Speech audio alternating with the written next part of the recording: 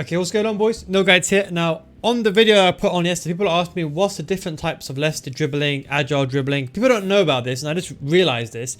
And for example, do you caress left analog stick? Do you flick it very, very quickly? How did you get that movement where you can trap the goalkeeper, then move away very quickly? I'm going to show you all that in this video because I don't think I've actually ever gone over it. Now, let me go back a little bit, okay? There's three in a sense dribblings, okay? There's left stick dribbling, which is normal left stick dribbling. Then you have strafe dribbling, which I'm sure you've seen already. I'm going to go through these again in the end, in detail. And then you have the R1 dribble, which is basically agile dribbling. Now they all have different things. The left analog stick dribbling is the only one that I use because that's all you realistically need. You don't need agile dribbling if you don't have to use left stick dribbling. Now, people ask me this question: do you flick the left analog stick from left to right to left to right? Now I don't, okay? So some people are saying, okay, their favorite pro player goes from left to right and they caress it like this. They barely move the left analog stick. Now I don't do this. I fully extend like this every direction. You can basically hear the audible sounds of my controller, and that's the way that I move it. So you're going to ask, how do you create the slow movement? Now, if you barely caress the left analog stick, you can still do it, but I don't. If you barely caress it, you can still get these small incremental movements, but you're basically achieving the exact same thing anyway. Maybe the draw of the ball is much closer, but the way that I do it is I fully extend one way, and then midway through the animation, I go the opposite way. So I go like this. See that? Watch my left analog stick. So focus on my left analog stick now. Left, and then go right straight away. So I basically, as soon as I visually see the animation, then I change direction. So like here like that. So you can chain like this. So if I go like right, then left, and I can move away from the goalkeeper. So that's the way that I do it. And for those you know the NealGuides trademark skill move, well, it's not really a skill move. I call it the shimmy, okay? Because you kind of show one way, and then you go the other way. And it's enough for you to even beat AI. Now people are saying to me, okay, hang on. This only works against a human. Now, the truth is, humans and machines, they don't think alike. If you do the shimmy like this, and you face one when you turn the other way, a human will always fall for it because they always look at the first action. That's why you might see me sometimes in a stream say, my opponent is not a good enough player. Because if a very, very good player will kind of match onto this first animation, and then they will lock onto it. Maybe a player that's in silver one will not lock onto it because they're too delayed in their reaction. So that's why you have to understand. Sometimes left dribbling doesn't work against every single player because you have to be smart enough to outsmart them. Now, realistically, if someone doesn't know how to play the game, you might be thinking, okay, he's thinking I'm going left, let me go right. But if he's not thinking of going right, or let's say he's not defending the angle towards goal, he could actually technically outsmart you. So you have to those are things to bear in mind. So the psychological battle is the most important thing. You'll understand this as you do this more and more and more. Now, if you want to use a left analog stick to caress method, what I would recommend is use analog sprint. Because you can use a sprint button and you can adjust, so you can like barely touch the right analog stick, barely, and you could basically get the slight incremental movements. I haven't got analog stick dribbling on, but you could do that. I simply just flick one way, and the reason why I do this is because when I was a kid, I played ISS for those old school guys. I've got a lot of people in their 30s and 40s watching this video, so I'm sure you guys know what ISS is. I was on D-pad. When I was about 5, I went to left analog stick, and when I was a kid, I couldn't basically caress like this and hold it in time. It was just like too much for me. So that's why I flick it all the way. You can still flick all the people are saying that's the wrong way of dribbling. It's not. I do it. And in my opinion, one of my best pros of my gameplay is my dribbling. That's one thing I would say.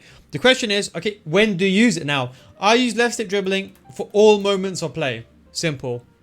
I always use it for everything because if I need to beat someone, normally a shimmy is enough. But the reason why I need the left stick movement is when you move the left analog stick away, your body shifts the ball. So watch my body. I move a little away.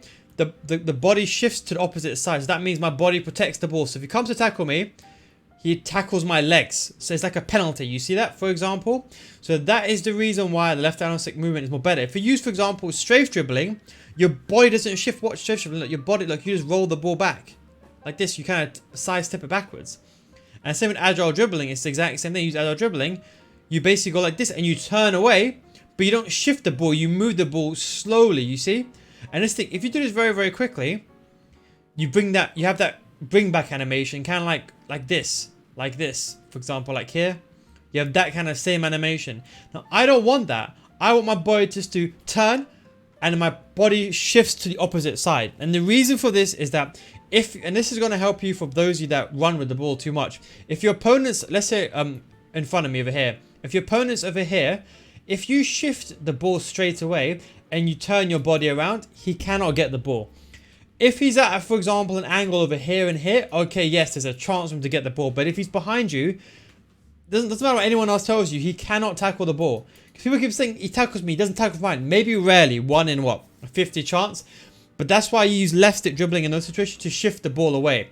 This will come with experience. You'll be like, what the hell are you talking about, Neil? But once you play the game and you'll be like, oh, that's what he's talking about. So that's why I don't use it to shift the ball away. Now, if I'm in a very acute angle and I need to create an angle, I might use agile dribbling. Because you see, you keep the ball very close. You see a left stick movement. You keep the ball like this, but you see there's very wider movements. Now, left stick dribbling is for more pacier movements, I would say.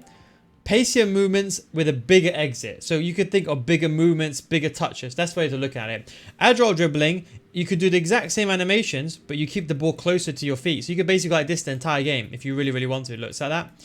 And you can see the ball is very close to you. Now, you don't always want the ball close to you because you want to exit into some areas. So that's why I don't use agile dribbling. But yes, there's a reason. You can literally go up to your opponent, use agile dribbling and move away from the goalkeeper. Now, in my opinion, agile dribbling should not be in a game, period. It should only be left stick dribbling. That's where the real skill gap is. So if you're not good at dribbling, because I'll be honest, what I'm talking about dribbling, left stick dribbling is a very high level. I'm not joking. I'm talking about elite plus here. If you want to do it, anyone can dribble, but to do top tier left stick dribbling, you're gonna have to be a top tier level. You need to understand the game, the mechanics of touches, how far is my opponent, where's the ball, where's the goal, where's the space, etc., etc. If you struggle, just use agile dribbling and just go like this. The agile dribbling is basically like a cheat code. It's basically like aimbot. Imagine you're playing COD and you want aimbot. Basically, that's aimbot. All you gotta do is press the trigger. That's it. So agile dribbling is like aimbot. You can still use it. It's still effective to basically move into these areas. You can see, look how effective it is. I'm just literally using left hand on stick movement. I'm just going into a direction. I'm not even outsmarting him. I'm literally just moving into direction. So agile dribbling is the quicker method. Then you have, I don't want this video to go too long because I know my videos end up becoming too long. Then you have strafe dribbling, okay? Strafe dribbling is mainly to keep the ball close to your feet, but to move the ball away. So agile dribbling, the touches are very much, they're random. You don't know what touch. See, like with agile dribbling, I don't know what animation is coming. You know, is he going to tap the ball? Is he going to sidestep the ball? Is he going to flick it to his right-hand side? I don't even know. But with left stick movement, I know which animation is coming every single time, and that way I can never fail with it. If I know what animation is coming, it's good. Agile dribbling is random, so I don't know what's coming, so I don't want a random animation to come in and screw me over, so that is a big thing. Strafe dribbling keeps the ball close to your feet. It's really good to move the ball away from your opponent. I only use it mainly to move the ball backwards, as you can see, to move the ball away. Another good example is to use strafe dribbling to go one way, keep the ball close to you, and then sprint into the opposite direction and then take a shot towards goal. That is a very, very good technique. Now, you'll see more of these videos on my Patreon. Remember, my Patreon series, guys, patreon.com/NealGuides, my FIFA School Series. Full money back guarantee if you don't get better after 1 month. But I explain this in the series. You might have to check my older videos on this as well. That you can use a strafe dribbling to basically bet your opponent one way and then exit the other way. Now, you can use agile dribbling as well together with it, but I just literally use strafe dribbling, go towards my opponent, sprint exit, and it gives me that extra space. So people always ask, how did you get the extra space? Use left stick dribbling. And don't forget, people are manual jockeying now.